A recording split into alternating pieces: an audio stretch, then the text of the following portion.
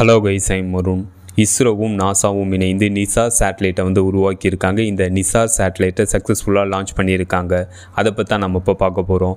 இந்த மாதிரி புது அப்டேட்டை நீங்கள் பார்க்கணும், மறக்காம இந்த சேனலை சப்ஸ்கிரைப் பண்ணுங்கள். இப்போ அவங்க டீட்டெயில்டாக பார்ப்போம்.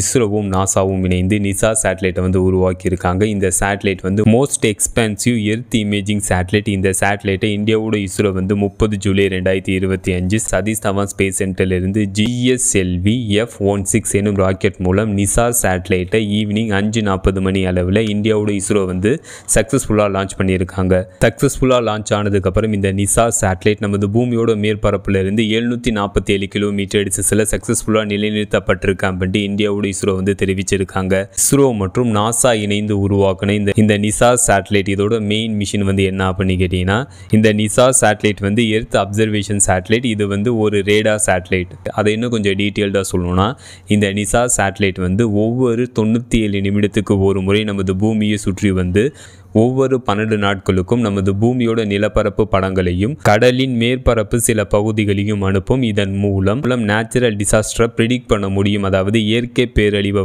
முன்கூட்டியே தெரிந்து கொள்ள முடியும் அப்படின்ட்டு இந்தியாவோட இஸ்ரோ தெரிவிச்சிருக்காங்க. இதுதான் இதோட மெயின் மிஷன். நிசார் சேட்டலைட்டில் டூயல் பேண்ட் ரேடார் பொருத்தப்பட்டிருக்கு. எல் பேண்ட் ரேடார் நாசாவோடது அப்படின்ட்டும், எஸ் பேண்ட் ரேடார் இந்தியாவோடது அப்படின்ட்டு சயின்டிஸ்ட் தெரிவிச்சிருக்காங்க. இந்த நிசார் சேட்டலைட் பூமியை 5 ஆண்டுகள் அப்சர்வ் பண்ணும் அப்படின்ட்டு சயின்டிஸ்ட் தெரிவிச்சிருக்காங்க. ஃபைனலாக இந்த வீடியோ எப்படி இருந்துச்சுன்னு கமெண்ட் பண்ணுங்கள். See you.